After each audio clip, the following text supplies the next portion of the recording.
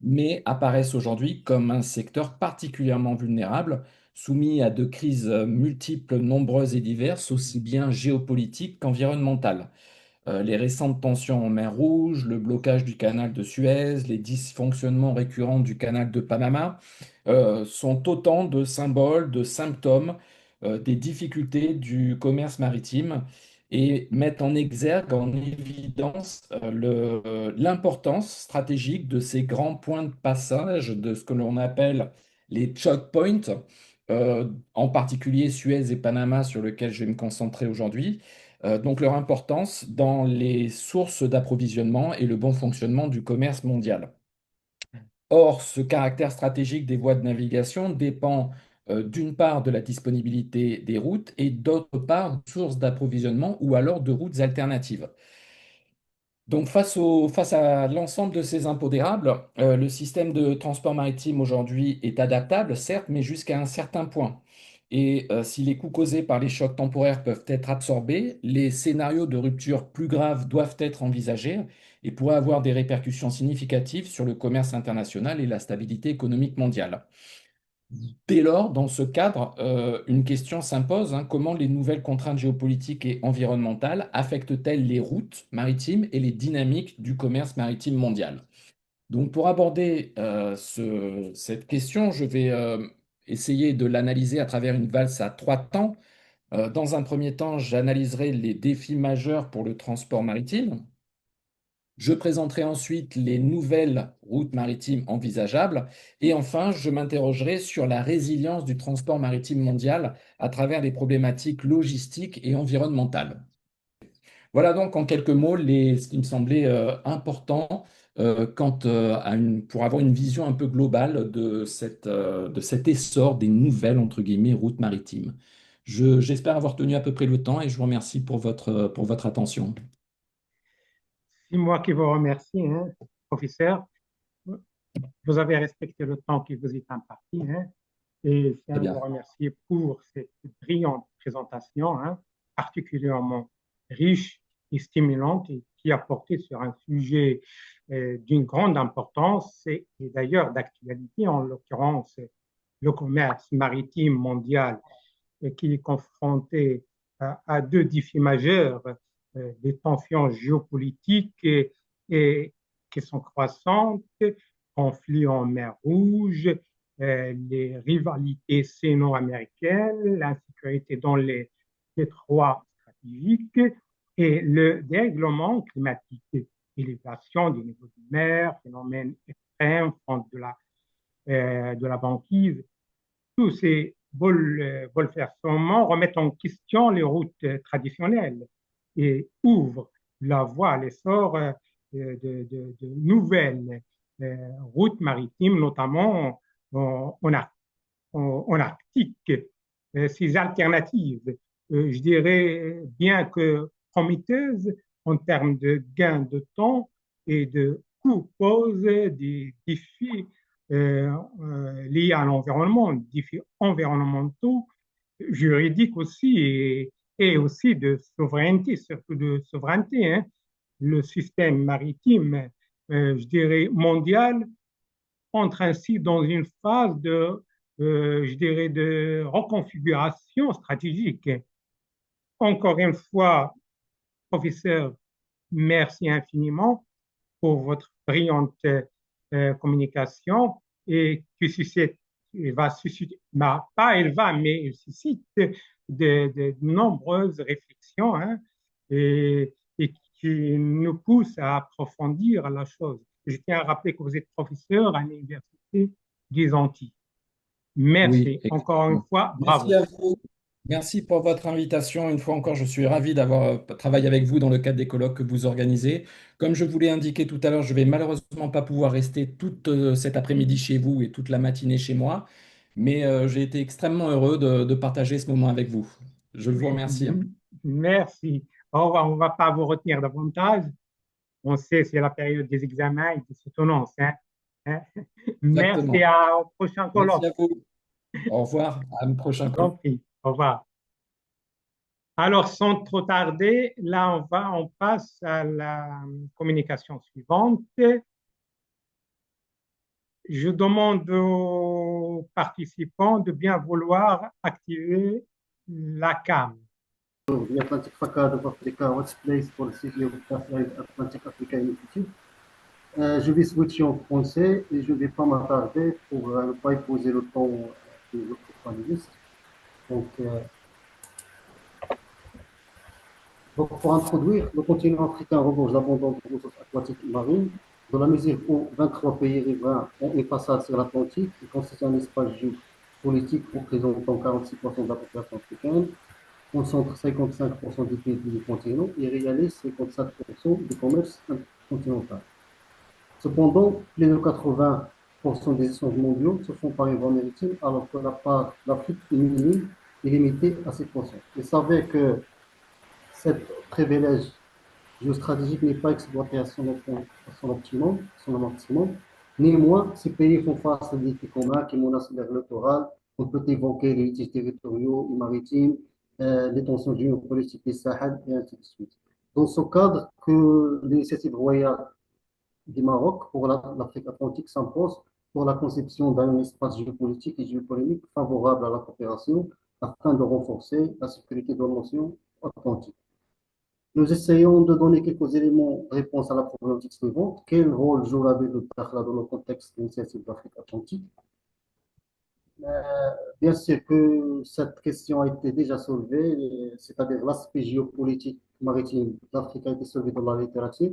Nombreux sont les chercheurs qui ont mis en lumière la sécurité en mer qui doit être repensée. C'est dans ce cadre que l'initiative marocaine pour l'Afrique Atlantique s'impose. Atlantique portée par le Maroc pour renforcer la coopération sud-sud et reconfigurer les dynamiques économiques et géopolitiques du continent africain. Dans ce contexte, la ville de Dakhla se positionne comme un pôle central de cette ambition grâce à sa situation géographique privilégiée, ses infrastructures portuaires en expansion, notamment le port de Dakhla Atlantique et sa proximité avec, je dirais, l'Afrique de l'Ouest. Dakhla est appelé à devenir, comment dire, une passerelle entre l'Afrique, l'Europe et les Amériques. Il incarne ainsi, je dirais, un levier de rayonnement continental et un hub logistique par sa position, bien sûr, géographique, économique, un hub pas seulement logistique, mais un hub logistique, économique et surtout, je dirais, diplomatique au service de l'intégration régionale et du développement durable de l'Afrique atlantique. Et encore une fois, merci, c'est Hamza. Alors, sans retarder, je donne la parole, on passe à la communication suivante de Imad El-Maleh. Imad El-Faleh. عماد. اليوم اني نشارك معايا دكتوره نوره العتيبي، دكتوره محترمه جدا، ويعني هي دكتوره في قسم التاريخ، يعني في قسم الدراسات الاجتماعيه في كليه الاداب جامعه الملك فيصل. احنا يعني نفس الجامعه ومام ديبارتمون اوسي وناشطة ويعني ما شاء الله عليه. Donc ما نطولش عليكم. Notre thème aujourd'hui, je vais donc faire un résumé en français. donc هو يتمحور حول البحار في التاريخ، معناها الأهمية الجيوسياسية والاقتصادية لميناء العقير في الإحساء navigating history and trade, the geopolitical economic importance العقير الإحساء en English. Dans le cadre donc de notre intervention, nous allons vous présenter une étude consacrée à l'importance géo-économique, géopolitique, historique à Mina l'Aguirre. Donc, juste un résumé en français, et après je cède la parole à ma collègue Noura Latibi pour présenter en arabe.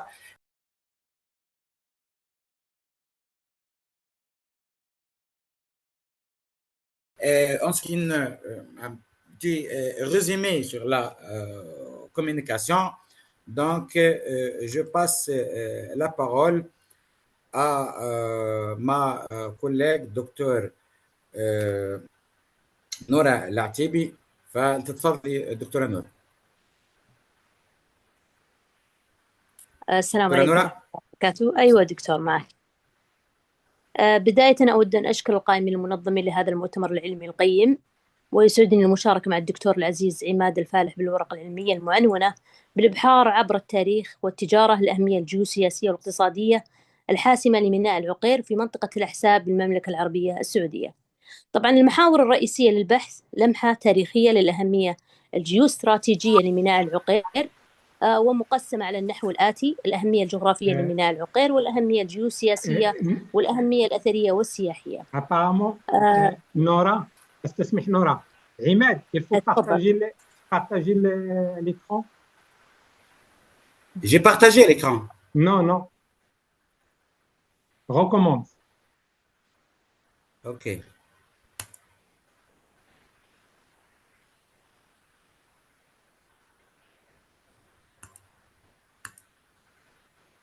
استسمح Nora. C'est bon. Voilà, maintenant c'est bon. Pas encore. Non, non, c'est bon. الآن بإمكانك نورا. أيوة. تفضلي.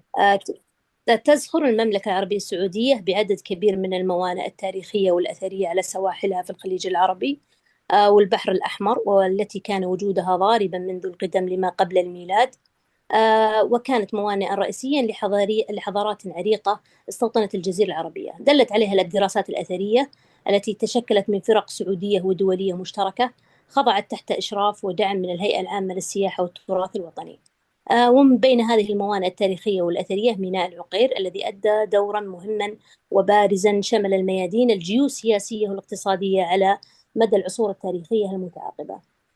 لما نتكلم عن أول نقطة اللي هي الأهمية الجغرافية لهذا الميناء، فهو يقع في أقصى شمال شرق منطقة الأحساء في المملكة العربية السعودية، الواقع على الشاطئ الغربي للخليج العربي. تذكر المصادر التاريخية بأن الأصل في التسمية يعود إلى الفرجة بين شيئين أو القصر المعتمد لأهل القرية. النصوص المسمارية القديمة تقول بأن هذا الاسم ينسب إلى قبيلة سكنت هذا الميناء سميت بعجير أو أجارو أو عجيرو. في الحقيقة لا يمكن أن نحدد تاريخ معين لميناء العقير، لكن على أي حال أشار عدد من المؤرخين والباحثين بأن بناؤه يعود إلى 600 عام قبل الميلاد. يعني شكرا دكتورة نورا، أعطيت تقريبا يعني على جل الأهمية التي تولى ميناء العقير، الأهمية الجيوسياسية. فقط يعني يعني أضيف نقطة أو نقطتين يعني هامتين، وهي الأهمية الأثرية والسياحية لميناء العقير. ميناء العقير جزيل الشكر على حسن الإصغاء والاهتمام. إذا je tiens à vous remercier pour l'excellente communication et surtout pour avoir adopté une approche historique. Je pense que votre travail est un travail inédit, n'a jamais été publié auparavant, et qui porte sur un sujet d'une grande importance. Et en plus, vous avez mis en lumière le rôle historique et stratégique du port l'Aqir, l'un des plus anciens, je pense, après vous dire, du port du Golfe, situé dans la région d'El-Hassa. Ce port a longtemps servi de carrefour commercial entre l'intérieur de la péninsule arabique et les marchés du Golfe et de l'Inde. Au-delà de son importance historique, l'Aqir revêt une valeur géopolitique majeure et symbolise les premières tentatives de régulation frontalière et douanière dans la région, notamment avec la conférence d'Alaguer en, je pense, 1922. Aujourd'hui, bien que marginalisé par rapport au port moderne saoudien, il incarne un potentiel de développement touristique et logistique aussi, hein, dans le cadre du projet de diversification économique du royaume, tel que la vision 2030. Le port de la Guire constitue ainsi un pont entre mémoire historique, ambition économique et enjeux géostratégiques régionaux. Voilà, c'était un bref récap de votre communication, de votre présentation. مرة أخرى أشكركم دكتور عماد فالح، دكتورة نورا العتيبي من جامعة الملك فيصل من المملكة العربية السعودية. شكرا. إذا sans tarder, شكرا حسن. شكرا. أهلا وسهلا. On passe à la présente communication de Nezha Bellotti. Vous êtes prête, Nezha? Active le micro. Oui, vous m'entendez? Oui. Donc, oui. Bonjour tout le monde. Voilà, Nezha Bellotti, elle est doctorante à l'Université internationale d'Agadir. Madame Nezha, vous avez 20 minutes. Oui. Entre 15 et 20 minutes. Oh. Ok, je vais partager. J'aimerais, si c'est possible, que Dr Ahmed arrête son partage. Voilà. C'est bien. Voilà, j'ai arrêté, c'est bon. Merci. Bon.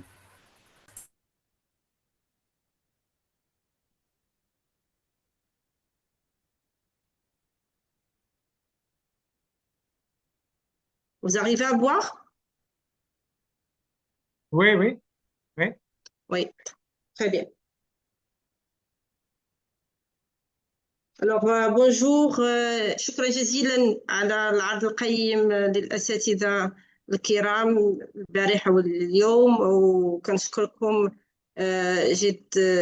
جزيل الشكر على المساهمات القيمة العلمية التي قدمتموها في هذا الملتقى الدولي، وكنخص بجزيل الشكر الدكتور حسن فوزي على هذه الفرصة اللي اتاحت لنا من أجل تبادل نقاط مختلفة من زوايا مختلفة حول موضوع جد مهم اللي هو الموانئ كجزء مهم. Si vous permettez, je vais présenter notre cas en français.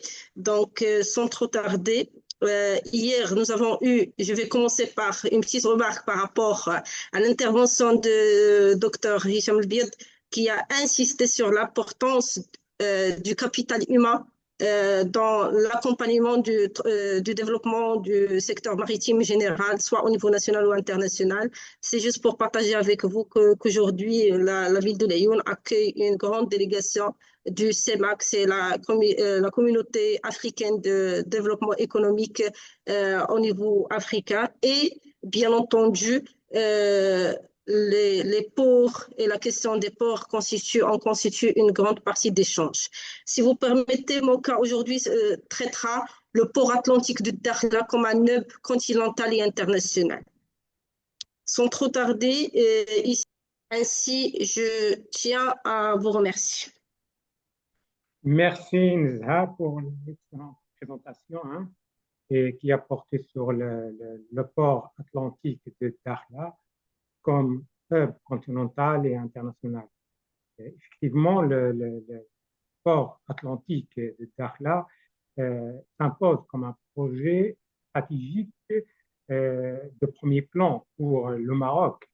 Il vise à renforcer, je parle du Maroc, le Maroc vise à renforcer son ancrage en Afrique et son rayonnement à l'échelle internationale. Ben, je ne vais pas revenir sur la position géographique de Dakhla, mais il est quand même, je vais le mentionner, situé au carrefour des routes maritimes reliant l'Europe, l'Afrique et les Amériques. le futur hub logistique et commercial. Dakhla ambitionne de dynamiser les échanges sud-sud, en particulier avec l'Afrique de l'Ouest, tout en attirant les flux internationaux. L'Afrique de l'Ouest, là, il s'agit du Mali, Tchad, Niger, Burkina Faso, et aussi le Sénégal. Intégré à la vision de développement des provinces du Sud, ce port, vous l'avez évoqué, multifonctionnel, commercial, industriel, halieutique, et pas seulement, mais aussi touristique, constitue un levier de croissance pour toute la région de Dakhla Ouad Dahab. Il joue aussi un rôle clé dans la stratégie portuaire marocaine à l'horizon 2030, donc en complémentaire avec le port majeur du Maroc, en renforçant la connectivité maritime, et là je fais allusion à Agadir, maritime, et en soutenant les ambitions géoéconomiques du Maroc. Ainsi, le port de Dakhla n'est pas seulement une infrastructure, je dirais, maritime, mais aussi un véritable moteur de développement régional et un pont entre le Maroc, pardon, et l'Afrique subsaharienne et le reste du monde. Une fois encore, bravo Nza pour excellente communication. Alors, sans Merci. plus tarder, je donne la parole, on passe à la prochaine communication. De m'avoir donné cette occasion de présenter mon travail sur la chaîne portuaire d'Agadir. Ma communication est intitulée Vers une chaîne logistique portuaire résiliente et performante. Nous Allô? avons fait exploratoire de port d'Agadir. Je continue, s'il vous plaît. Oui, vous continuez, M. Imad. OK. Donc, le plan de ma communication est classique. Des articles scientifiques. Donc, il y aura une introduction, le cadre théorique de la recherche, sa méthodologie, et par la suite, présentation et discussion des résultats, et à la fin, les limites et perspectives de ma recherche. Donc, ma recherche est inscrite dans un contexte mondial et aussi régional et local, qui sont marqués premièrement par un ensemble de perturbations, que ce soit sanitaires, géopolitiques et climatiques aussi, et une complexité croissante de ces flux maritimes mondiaux, et aussi au niveau du Maroc où le port est un axe stratégique, c'est un carrefour. Le Maroc déjà c'est un carrefour maritime stratégique entre l'Afrique et l'Europe, et le port d'Agadir est le troisième infrastructure portuaire de pays avec 2,5 millions de tonnes en 2023, et on a réalisé en 2025 actuellement l'ensemble de 5 millions de tonnes d'échange de marchandises, qui est majoritairement des produits agricoles, de la pêche, et surtout un port qui est intermédiaire et qui est en train de faire une transition digitale intéressante. Donc, notre communication. Merci. Merci, Imad, pour cette excellente et brillante présentation. C'était vraiment riche. Votre communication, juste pour rappel, a porté sur la résilience et la performance de la chaîne logistique portuaire du port d'Agadir. Euh, Vous avez essayé d'apporter une contribution précieuse à la réflexion sur la modernisation des systèmes logistiques portuaires au Maroc. L'approche exploratoire adoptée permet de mettre en lumière les forces et les limites d'un port régional aux prises avec des exigences croissantes en matière, je dirais, d'efficacité, de durabilité et d'intégration territoriale. Vous avez su articuler de manière pertinente les enjeux structurels, les contraintes opérationnelles, ainsi que les opportunités de développement offertes par le contexte régional. Zones agro-industrielles, proximité des corridors logistiques nationaux. Vous avez aussi insisté sur la nécessité d'un pilotage, je dirais, intégré, d'une coordination entre acteurs publics et privés.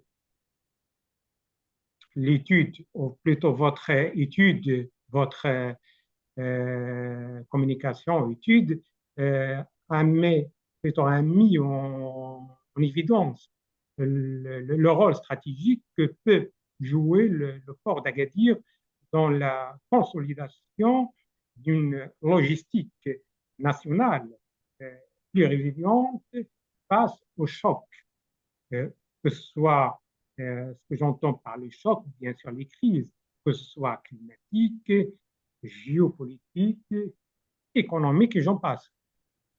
C'est votre communication, donc, plutôt votre étude, ouvre des perspectives intéressantes pour penser la logistique portuaire, non seulement comme, je dirais, un maillon du commerce extérieur, mais aussi comme un levier de développement régional durable. Et il gagnerait à être prolongé par des analyses. Vous avez essayé de faire une étude comparative, et il vaut mieux que ce soit aussi plus judicieux d'approfondir en adoptant une étude comparative par rapport à ce qui se fait ailleurs dans d'autres ports, que ce soit marocain ou africain ou européen. Donc, c'est Imad, une fois encore, merci pour votre Merci à vous. communication. J'ai hâte de recevoir dans les délais votre texte, comme tous les participants. Toutes les communications étaient excellentes, des thématiques d'actualité très, très, très importantes. Okay, today I will present our review research about globalization and its impact on maritime supply chains. So we're honored to share our finding in this review paper at this conference on port strategies in globalized era. So, maritime logistics. Thank you for your attention. That's all for me. If any question. Merci, Sirlef Tijbor, pour votre communication importante, intéressante, excellente, et qui a porté sur un sujet aussi d'actualité, aussi important, qui est l'impact ou les effets de la mondialisation sur la transformation des chaînes d'approvisionnement maritime. Effectivement, la mondialisation a profondément transformé les chaînes d'approvisionnement maritime en favorisant l'interconnexion du marché, la spécialisation des économies et la croissance du commerce international. Il a aussi permis une optimisation du coût logistique grâce à la délocalisation de la production et à l'intégration des réseaux maritimes mondiaux.